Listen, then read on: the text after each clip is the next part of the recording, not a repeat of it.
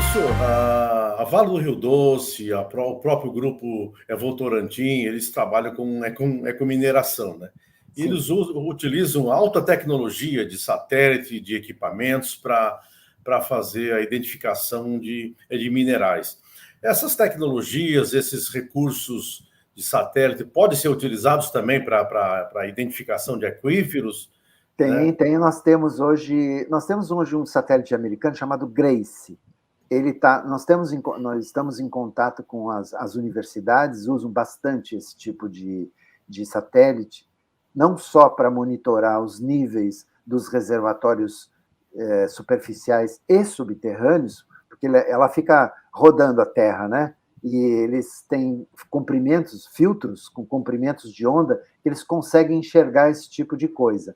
Então, os americanos hoje fazem intercâmbio com as universidades, através das universidades. Então, a gente consegue, usando geofísica, usando os satélites, né? E usando os isótopos, por exemplo, a gente consegue usar os isótopos para datar a idade da água, né?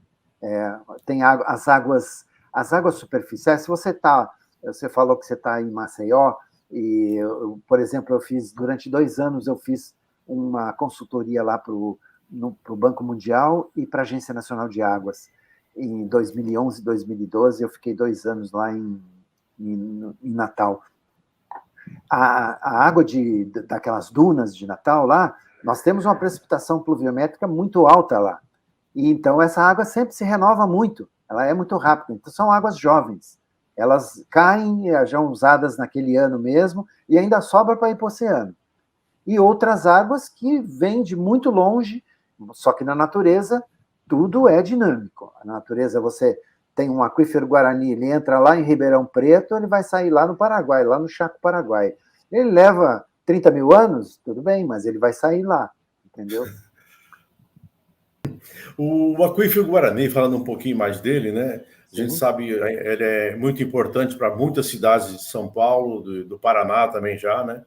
Sim, ele tem diferentes tipos de qualidade, professora? Tem diferentes tipos de qualidade. Por conta é só da profundidade ou dos sais que compõem as rochas?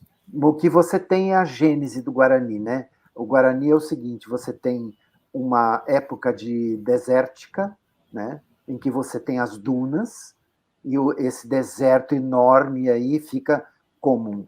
Todo deserto ele tem dunas mais altas, mais baixas, né? E grandes espessuras em alguns pontos, mais fino em outras, e abre-se um vulcanismo que nem existe mais atualmente, que é o vulcanismo de fissura, que você tem grandes fendas de quilômetros de distância, o basalto derrama por cima disso, faz uma camada protetora. Nós temos aí medido na Bacia do Paraná 34 derrames de basalto, são camadas de basalto sucessivas, e esse aquífero, então, ele fica em áreas como Ribeirão Preto, por exemplo, ele está praticamente aflorando. Ele é uma área de recarga. A água entra ali, e quando você vai furar lá em Prudente, que ele está a 1.800 metros abaixo do basalto, ele já está com uma pressão enorme, e lá, esses arenitos que contêm essa água, eles podem ter um pouco de flúor, eles podem ter um pouco de cálcio, eles têm diferentes qualidades. Temos uma água de poço, é uma água maravilhosa, assim, mas você faz um exame, faz uma análise físico-química dentro da nova portaria 888, né? Que é a antiga 2914, você faz a portaria e vai ver se ela é potável ou não, né? Porque o mito é que qualquer água de poço é boa. Não é verdade, é mito.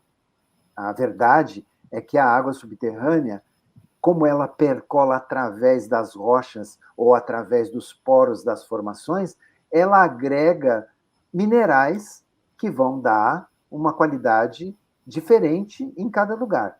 Então, no caso, por exemplo, de Ribeirão Preto, a água é de excelente qualidade. Mas, no caso de Presidente Marília, Prudente... por exemplo, Marília. Marília Já, já já, tem o pH, carbonatos. já o pH é 10 em Marília.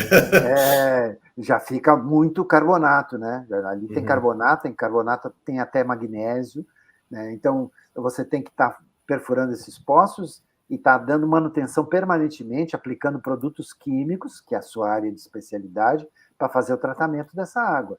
A água subterrânea não é a, a panaceia que resolve tudo, não, porque ela, tanto quanto a água de superfície, ela precisa ser polida, ela precisa ser tratada, né, para se tornar uma água potável dentro da portaria. Muito interessante essa pergunta, obrigado, viu, Edemar? Você só consegue tirar aquilo, você nunca tira R$ 100 de quem só tem 10 no bolso. Você vai precisar fazer um estudo chamado balanço hídrico.